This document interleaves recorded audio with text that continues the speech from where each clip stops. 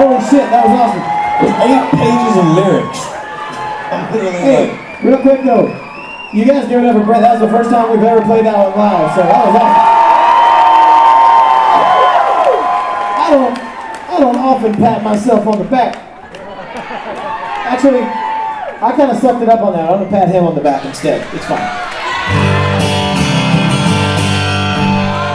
Here was the thing. We just did a tour before this one that actually was the #1 tour on Billboard of the fall.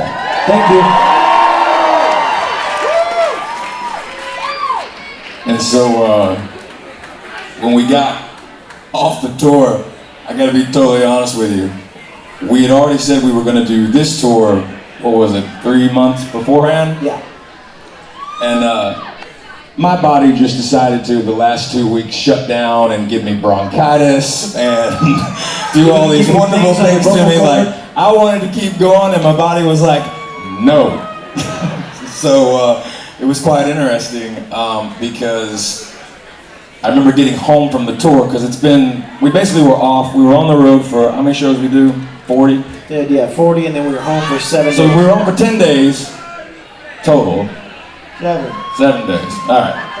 We're not bitching about this. It was just quite unique because the fact of the matter was, I'm on the edge of my seat because, you know, I was still ill at the time, and I didn't know if the tour was actually going to happen because I had specific doctors that, you know, care about me and what have you, and they're like, you sing for a living. If you go out and you do this, and you're still sick, you can make it worse. And I was like, well, let's just put it this way. There is absolutely no way in hell we are not doing this tour.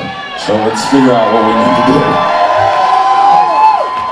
But with that, I had to take tons of medication, which I'm still on. My brain is not 100% there, so I'm not gonna try and like sugarcoat the fact that I'm using lyric sheets, because if I mess the songs up, I look like a jackass. It's only for the cover stuff. And all the other Shinedown songs. Just kidding. Yeah, you can't see, like I have like a screen down here. I got like an iPad going on. Yeah. No, I'm totally kidding. There's 2 teleprompters down here. One's Paul Stanley's, he let me borrow it. The other one's Gene Simmons. Yes. He let me borrow his. Gene's is way nicer than Paul's. We did a tour with them in Canada. They were like, anything you need. Yeah. We need your teleprompters, Gene and Paul. Yeah, on this specific date, because we can see into the future. Half the people in this room are like, will they shut up and play a song? That's right. Guess what though? Now we get to play my favorite song. So, this is off the second album as well, which is called Us and Them.